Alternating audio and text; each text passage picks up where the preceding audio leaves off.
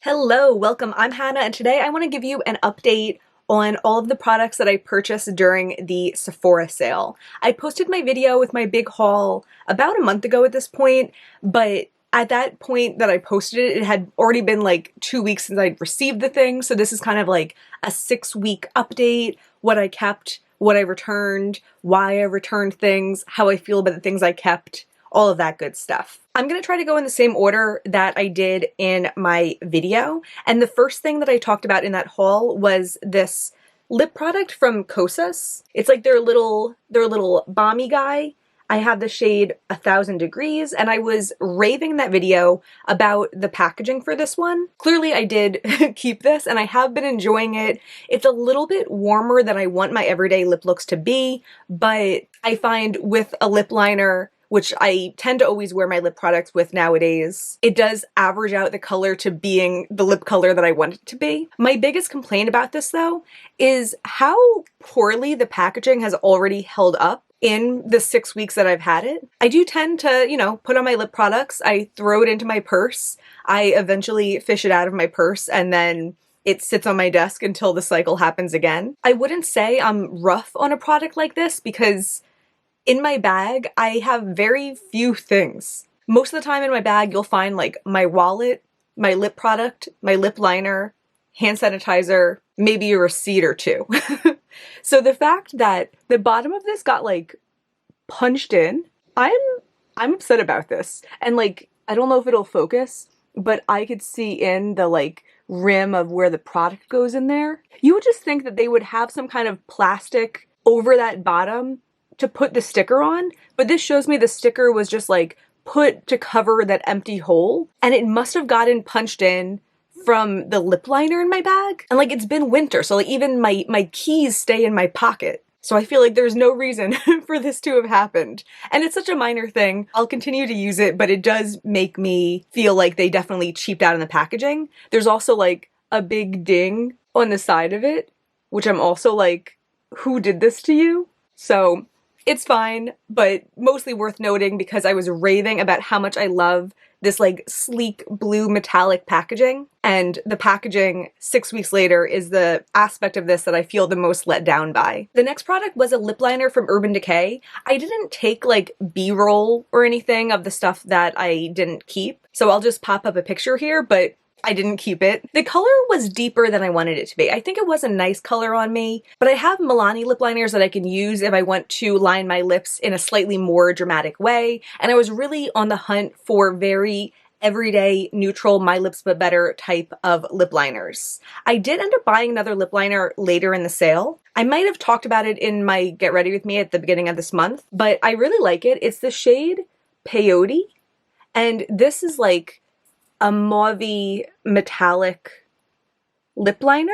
It does look a little weird and like silvery if I just have this on my lips, but if I have it as the base under a balm or a gloss, I feel like it adds an extra element of reflecting the light that is just so pretty. And I love being able to reflect the light without actually being like goopy and glossy. So I've been very pleased with this, and I'm happy that I have this instead of the other one. It did cross my mind to keep both. Like, I did like the other one, but I liked better the idea of just having one Urban Decay lip liner, and when I grab the Urban Decay lip liner, I know exactly which one it is with zero level of thought. The next lip liner is the one that I do have on my lips today. This is from Rare Beauty, and it's the lip liner in the shade Worthy. This is a twist up, which I don't know, I don't feel too strongly about.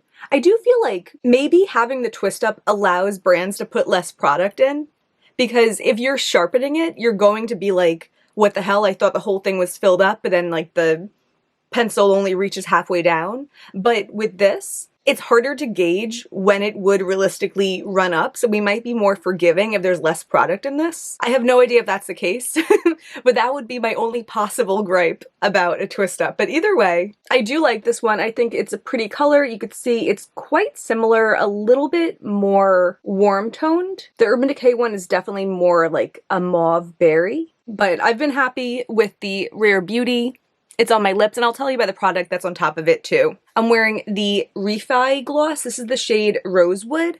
I mentioned being interested in this because it has this like metal applicator, and that way I can layer it on top without risking gooifying this, like making it the color of the other lip product that I'm wearing. And that plan has really worked out for me recently. I also like the consistency of this. I feel like it does kind of give me a similar balm texture to my lips as like the Kosas product does, but it's pretty, it's light, it's easy to wear. I have the two of them on together today, and I think this color is like exactly the type of thing that I was trying to achieve in this purchase. And I think I nailed the brief. Next, I had talked about the Patrick Ta lip liner, and that one I was kind of unsure about the applicator of it, because instead of coming to like a point like normal lip liners do, it's like a line. And I was like, maybe this will work out well for me and I'll end up loving this and wanting all of my lip liners to be like this. That wasn't the case.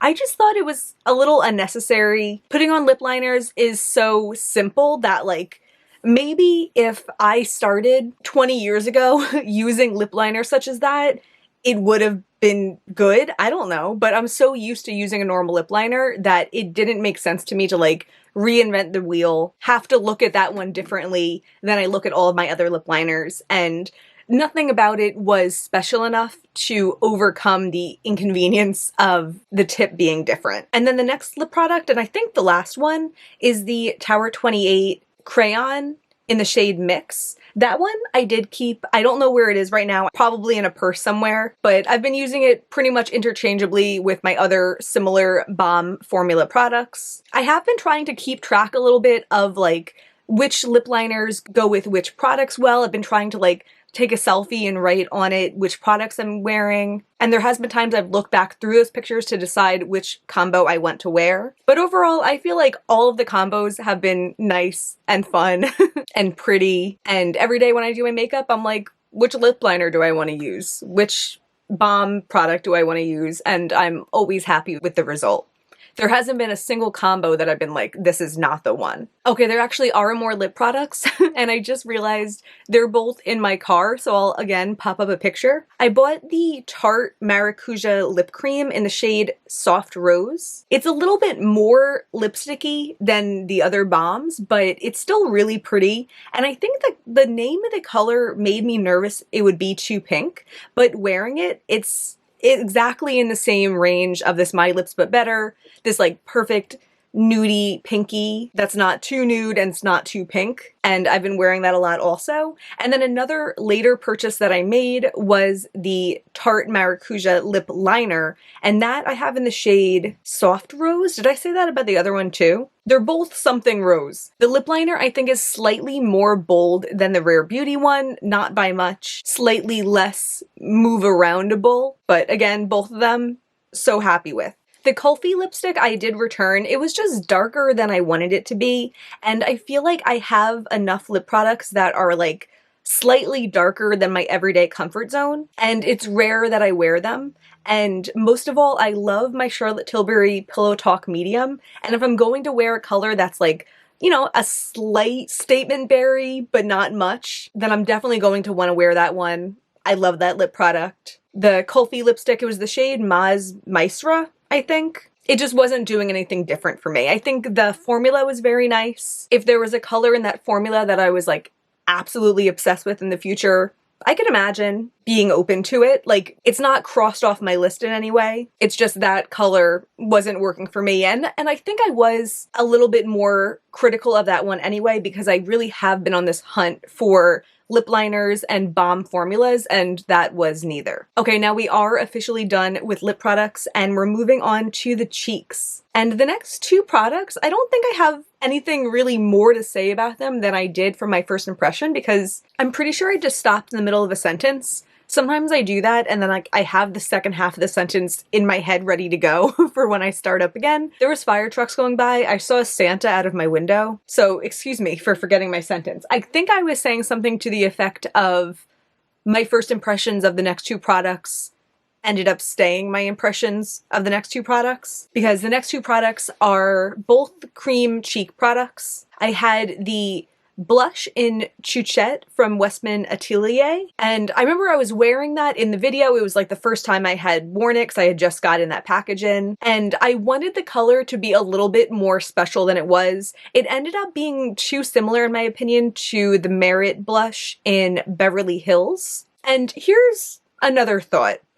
I feel like because I found a couple cream products that I've enjoyed, I kind of had it in my head that like, oh, now I'm someone who enjoys cream products, but I don't think that's really true for me. I think it's just I'm someone who's found a couple cream products that I've enjoyed. I really like the Merit formula. I just think it's so easy to blend out with my fingers, which is what I like to do. And possibly if the color wasn't so similar, maybe I would have tried to work with the Westman Atelier one a little bit more. But it was like two similar things, one I already have, and it just works out really well with the type of makeup I like to do. One has a learning curve, is more expensive, and isn't giving me something different than what I already have. The Westman Atelier one also, I think I've heard other people mention this, but it's really top heavy.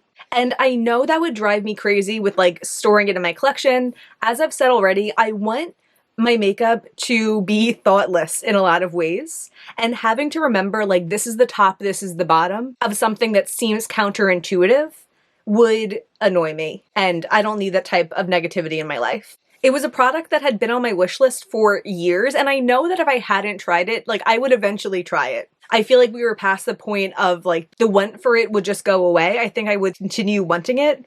So now I know, and the magic is gone, and that's that. The next product was the Makeup by Mario Skin Enhancer Balm. And that I had kind of a similar thing to that. Like I have something in my collection already that I like more. I had been using the Rare Beauty contour stick and just like applying that with the stick, blending it out with my fingers. And because I had been using that, I was like, oh, maybe now I'm ready for this other type of cream bronzer. But the Makeup by Mario one just took so much more work to use. I also am completely hands-free with the Rare Beauty one. You know, as I said, put it on, blend it out. And the Makeup by Mario, with my fingers, it was like not enough product was picking up. And it was a very light color, but I did like the very light color because I don't need an intense bronze look. But it just felt like it would have taken more supplies, which I don't have, and more effort to use, and I already have something of the sort. That will lead me into my next product though, which is this bronzer from Glowish. This is the shade Light of their Soft Radiance Bronzing Powder. And the funny thing about this, since I was just talking about the Rare Beauty contour stick, is I don't think I've used that once since getting this. I don't know what that's about. I don't know if it's just like, powders just naturally seem easier to me, and if I have a powder forefront in my collection, I'm just going to reach for that. Like I wanted to say 9 times out of 10, but clearly it's way more than 9 times out of 10 because at this point it's like 45 out of 45. This just gives me like a nice soft radiance. That's exactly what it's called. It blends on easy with my powder brush. It gives me like a soft bronziness without being harsh. Just a very intuitive type of product. I think another thing about the Rare Beauty contour stick also, figured I'd just pull it out at this point. I edited the video about making my perfect orange palette. I had filmed that in maybe like September. It just got kind of like forgotten about until more recently. I was wearing this in that video and my bronzer looks bad in that video. So I don't know. It's interesting because I use this almost daily for 6 months, but now that I have this, I'm like, this is easier than this. Maybe in the summer, I'll want this again because I think it is a little bit more bold, and in the summer it makes sense to look a little bit more sun-kissed, but I don't know. And I think that's kind of the fun of having such a small bronzer collection. Like, this is literally it, that I don't really feel bad about keeping this around even though I'm not using it right now, because like maybe I will use it. I still have fond feelings about it, I just have been enjoying this one more. And then the next product is one that I didn't talk about in the haul because I bought it in my second purchase, but it's this highlighter from Haus Labs. I did talk about this in my Get Ready With Me, and maybe actually my other Get Ready With Me also. I've been using this a lot also. This is a highlight from Haus Labs. It's the shade Pink Amethyst, and I think it gives a really pretty pink sparkle without being like overpowering or like screaming that it's a colorful highlight. I'm wearing it today. I feel like it's even more subtle on camera than it is in person. I haven't been using this every day because I don't always want the pink sparkle, but I've been using it quite a lot, probably like half the time. And this too, I don't want to jinx it by talking about packaging, but I think the packaging for this is really nice. Like I like the subtle details of it kind of like going in on the side. I don't know how to show that to you, but it has a waist in the center here, and it just feels nice. It feels nice, and it has this like opal-esque finish to it. We have made it onto eye products. The first one that I talked about was the Charlotte Tilbury Pillow Talk, like the pot eyeshadow. I'll pop up a picture of that because I did return it. I felt a little conflicted about it because I like that as an object. I had talked in that haul about just having positive feelings about Charlotte Tilbury. There's very few luxury brands that are cruelty-free and offer vegan products, and Charlotte Tilbury kind of is like the one that fills that void for me. So because of that, I probably am more interested in Charlotte Tilbury than I should be, than they deserve. But I do think it's a nice product. It has this like whipped consistency, and I feel like it was really easy to work with and to put on my eyes with a finger or with my brush. But my biggest complaint about it was that it did not look as nice on my eyes as it did in swatches. On the website, if you look at it there, it looks like this beautiful, reflective, shimmery product, and it looked more like a satin on me. And every time I wore it, I felt the need to layer on top of it with a more sparkly eyeshadow. And I do dabble into layering sometimes, but I just feel like if I'm gonna use a cream product, I want it to do something or have an effect that I can't get from other products. And I think when it comes to that, I can put a mauve powder eyeshadow all over my eyes and then top it with a shimmer. It doesn't have to be that product. That product did feel nice and a little fancy, but all in all, it wasn't worth $35 to just be a base that's replaceable. Next is the Stanessa Myrix eyeliner, and I'm not going to talk about it too much because I feel like I've been talking about it a lot lately, and I probably will end up making a video all about my favorite eyeliners, and there I'll want to talk about it more. But this is their multi-chrome eyeliner in the shade Rose Quartz, and I've been wearing this a lot, really enjoying it. I love a shimmery eyeliner, and although you can't always see the full extent of its multi-chrome possibilities, I just like it as a shimmery light pink. And when I have pink looks on, this has been the eyeliner that I'm reaching for to go with it. If you watched that last video, the haul, you might already know what's been on my eyes, but I'm going to zoom you in and we'll talk about that one. How cool of a look is this? I really like it. This eye came out better than this eye, but I'm still down with it. I'm using this Melt eyeliner pot. It's the shade Terrible Vision. It's like the Nightmare Before Christmas collab, the first one, the Halloween Town one. And this was a little bit of a gamble because whenever it comes to individual shadows like this, I always think they're cool, like as evidenced by my feelings on that Charlotte Tilbury one, but a lot of the times I don't think to reach for them, so it's just kind of pointless to own them. But I was really intrigued by this, and I took a chance, and it turns out I love it. I wore it in that video as a liner, and I wore it several times in between then and now as a liner, but like an accent liner. I would take it on a little brush, and I love doing like a little less than sign, greater than sign around the outskirts of my eyeshadow. This is the first time I've worn it like this, like all over my lid, and I love this. I want to do this more. I wasn't sure if because this is meant to be a gel liner, if it would be like uncomfortable to wear it all over my eyes, but I've had this on for probably about 2 hours or 2.5 hours, and I have no complaints about how it feels on my eyes. I just took it on my finger and I just smeared it across and tried to get it in this general wing shape. I did take a little bit on a brush after just to like smooth out the outskirts. This eye needed a little bit more help. I did end up removing some because I went a little too high and then fixing it up with the brush, but practice makes perfect, and as I said, this is my first time wearing it like this. The color's so bold, and I feel like it would be difficult to get powder eyeshadows all over my eye in a way that looks this bold without layering it over a glitter glue or a concealer, and in that case it might be cracky, it might move around. But this is like no creasing in my hooded eyes and just like full on bold color. I did put a little bit of the House Labs glitter over the middle of it, which I feel like adds like a subtle sheen, kind of a cool look. And then for my inner corner, I wanted to pair it with Divina Soleil's, but my cat is sleeping on that palette. So I was like, what do I have in a pre-made palette because all of my single shadow palettes are over there when my cat's sleeping. I was like, what shadow in a palette can I pair with this? And I had the Divina Fantasia palette out, so I used Frostbane on my inner corners. I wouldn't have thought to pair this like frosty lavender with this bold, rich orange, but I'm happy that fate led me here because I really like how the look came out, and I'm excited to wear this more, to have it. I feel like I'm not going to forget that I have this because I really thoroughly enjoyed all of the looks that I've made with it, and it's truly bringing something to my collection that I don't have elsewhere. The other main things I had in my eyes in that video ended up getting returned. I had that Urban Decay silverish glitter on, which I mentioned I'm pretty sure it's like a revamped version of the one they used to have, which had like no base to it, and this one comes up a little bit more opaque on your eyes, which I like. And I think it's a nice product. And I think that's the kind of thing that, like, if it was free, I would have been happy to keep that around, use it from time to time, but I really was trying to be careful to not keep things that I wasn't going to get a lot of use out of, and I just couldn't imagine myself using that all the time.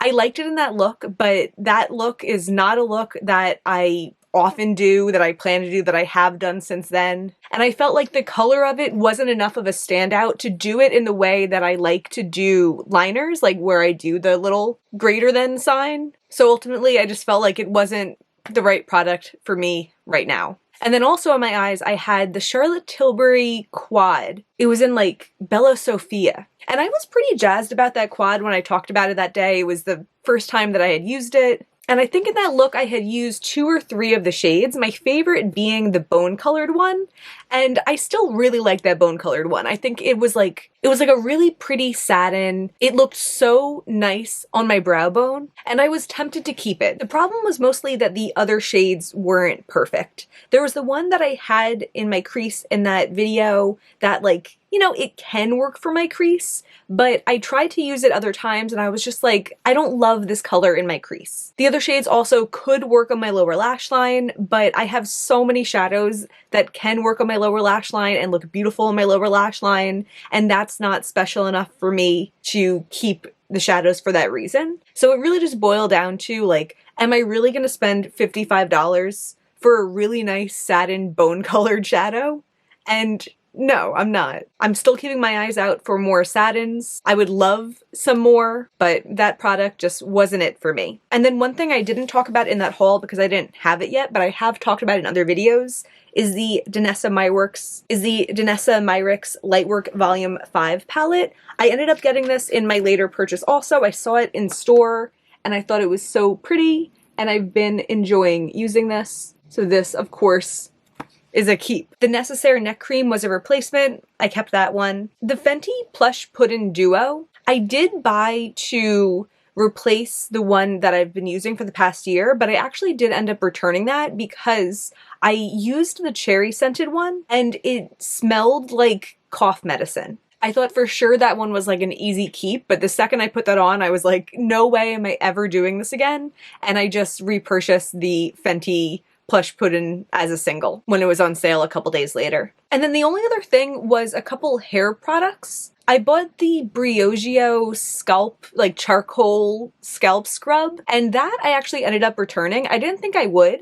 but I really think they were like creating a need there to make you think that your scalp is like some disgusting pile up that needs to be dealt with. And I feel like since using that a couple times, my hair has been producing oil quicker. I don't know if this is all in my head or what, but if what I know about hair is true, is it possible that that removed too much and then my hair is like, oh no, let's go into hyperdrive and produce more oil? I don't know, because now it's getting oily after like a day, and I used to be able to go with like 3 or 4 days and be fine. And then the final product, which I kept, is the Amika hair set with like the curl shampoo and conditioner and a mask and a detangler. I like those products. I wish they had a pump. That's like my only complaint. Every bath product, I just want it to be in a pump, but I do like it. It's nice to use. No complaints. I did reflect on this in my Get Ready With Me video from early in the month, but it was definitely way too many products to purchase at once.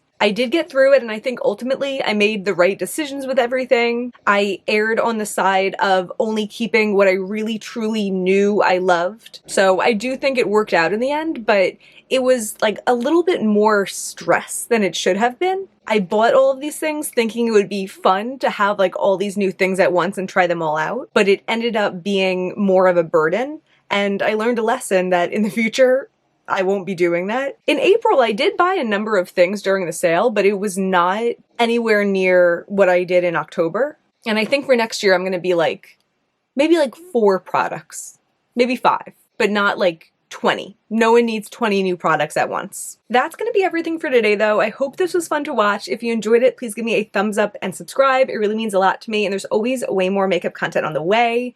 Thank you so much for being here. Bye.